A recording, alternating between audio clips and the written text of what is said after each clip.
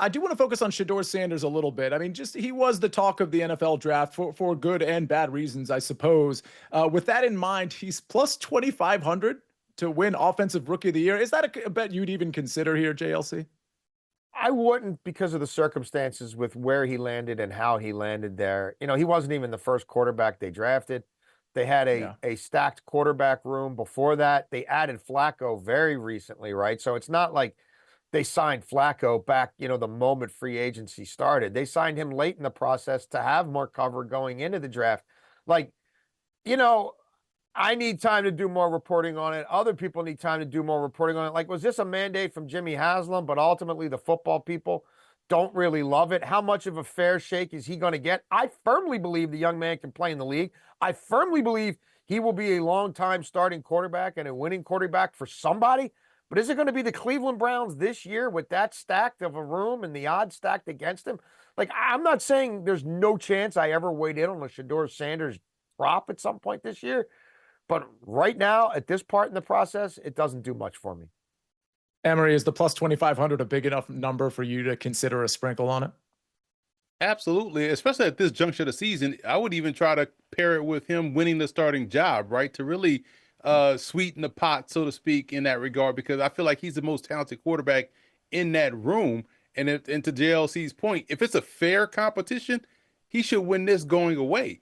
But if you feel like he's going to win the job and play really well, like we saw him play throughout the course of his career at Jackson State and Colorado, then you would assume that the Cleveland Browns would be playing winning football, and subsequently he'd win Offensive Rookie of the Year. So at this juncture in May, definitely put a little bit something on this because, again, it's just a flyer. Why not? If he wins the job, then we know he's going to play well, and you can kill two birds with one stone.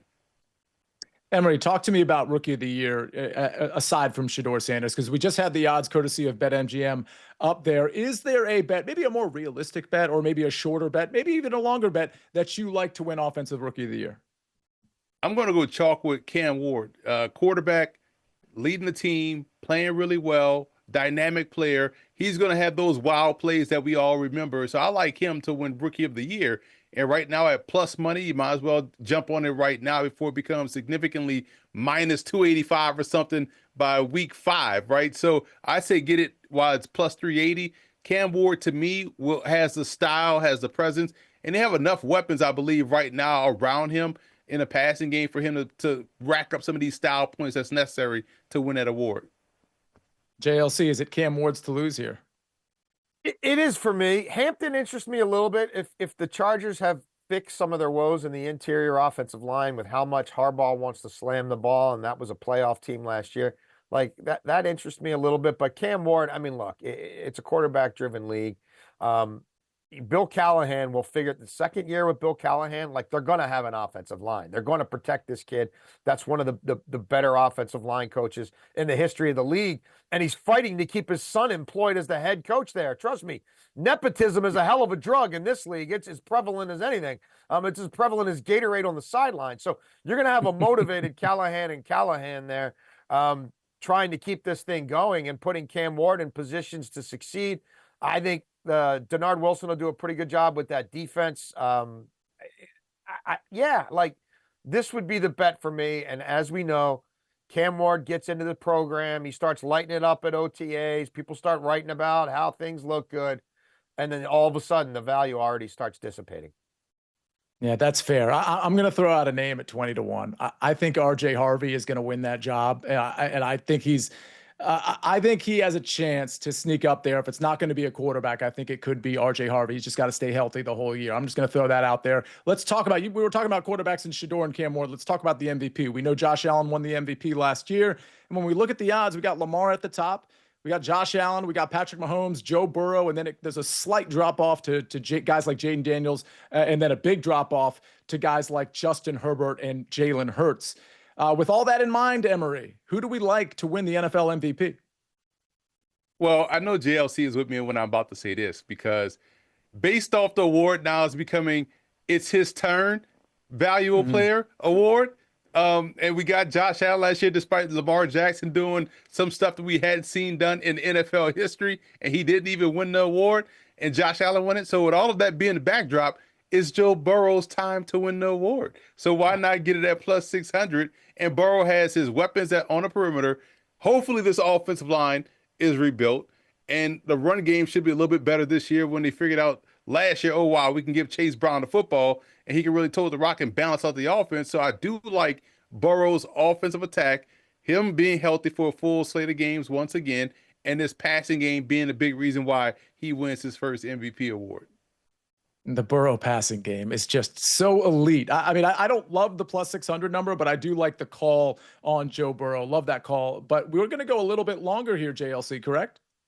We are. And look, I mean, Emory's obviously completely right about the process. I mean, the process is flawed. And so if you're putting your money on this, you've got to sort of evaluate the evaluators, right?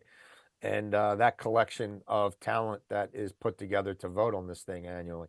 But I like Jordan Love here. I'm bullish on the Packers. I was very bullish on them last year. I think I was probably a year too soon on some of this stuff. But Jordan Love was never healthy last year. He was hurt on that soft turf out in Brazil. I think he came back really quickly because Malik Willis all of a sudden was doing some interesting stuff in that offense. His footwork, his ability to push off, he never looked right to me. But we saw what this young man is capable of the second half and through the playoffs of the season the year before. And I believe he can pick up where he left off there. They've got him more talent to catch the ball. This is a young team, but it's a young team that already has a playoff pedigree. And that excites me. And this was a young man who we're not that far removed from him throwing for more touchdowns than anybody else in the NFL in the second half of the 2023 season. I believe in the ability. I believe in the head coach, who's also a quarterback sensei. I believe in the culture there. I believe in the athleticism. I believe in the arm talent. And yeah, there were way too many interceptions last year, but he curbed that in the second half. And I think he learned some valuable lessons. So for that kind of money, a kid who was arguably the MVP of the second half of the season 2 years ago, I'm bullish on Jordan Love. Yeah, bullish on Jordan Love. And I know you're bullish on the Packers to some degree as well. Gentlemen, that's all the time we have today. Emory Hunt, Jason La Canfora, really dropping some knowledge. Really appreciate it. We're going to have so much more coming from you two at CBS on the Early Edge. Very much appreciated.